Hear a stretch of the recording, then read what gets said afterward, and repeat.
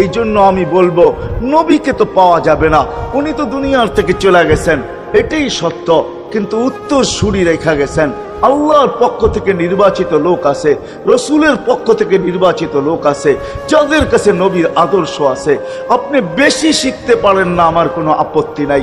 কেননা ছাড় যখন আল্লাহর রসুলই দিছে, আল্লাহর রসুলই যখন আমাদেরকে ছাড় দিছেন, তো আমি ছাড় দিব না কেন? আল্লাহর রসুলই বলছে এক জমানা আসবে, লাউ আমিলতুম উশরা মা উনসিলা বি লানাজা, তোমরা যদি 10 ভাগের উপরে আমল করতে পারো তাহলে নাম্বার 100 পাইয়া তোমরা পাশ করবে। আল্লাহ 33 দিবে না, আল্লাহ 10-এর বদলায় তোমাদেরকে 100 দিয়ে 100-তে পাশ করাবে। আর সর্বশেষ তো এটাও বলছেন যে আমার একটা সুন্নতকে ধরে রাখো, এক শহীদের সওয়াবই জান্নাত যাওয়ার জন্য যথেষ্ট। জান্নাত যাওয়ার জন্য তো একজন দেওয়া হবে, 99 শহীদের সওয়াব তোমাকে পুরস্কার হিসাবে দেওয়া হবে। কেননা তুমি একটা সুন্নতকে ধরিয়ে লটকায় আছো। ওলামাদের কাছ থেকে শিখি, ঘরের বাচ্চাদেরকে শিখাই, যুবকদের পায়ে ধরে বলবো শিখো, নবীর আদর্শ ছড়াও। সারাদিন ফেসবুকে কাজ করো, ফেসবুক দেখো, খোদার কসম হোয়াটসঅ্যাপ দেখো, ভাইবার দেখো, ইবু দেখো।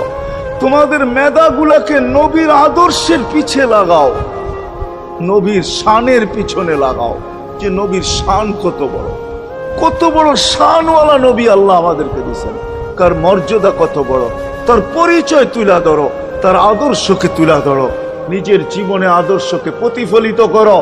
ইনশাআল্লাহ ওই দিন দেখবো যেই দিন আবু বকর পেয়ালা ভরা দিবে, ওমর রাদিয়াল্লাহু তাআলা আনহুর হাতে উঠায় দিবে, আবু বকর সিদ্দিক রাদিয়াল্লাহু তাআলা আনহু হাউজে কাউসারের নিচে থাকবেন, পারে থাকবেন, তলদেশে থাকবেন, উনি পেয়ালা ভরা দিবে ওমর রাদিয়াল্লাহু তাআলা আনহুর হাতে, ওমর রাদিয়াল্লাহু তাআলা আনহু উঠায় দিবে আমাদের নবীজির হাতে, আর নবীজি ঠোঁটে লাগায়া বলবে ইশরাব লা তাজমান বাদাহা আবাদা, পান করার কোনোদিন পিপাসা তোর কাছে আসবে না। ওই দিনের দৃশ্যটা কিরকম হবে?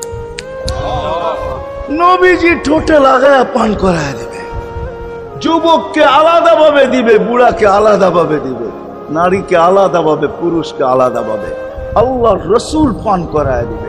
ওই দিন কেমন হবে ওই দৃশ্য? যে পানি পান করার পর আর জীবনে কোনোদিন পিপাসা আসবে না। কেমন হবে ওই দৃশ্য?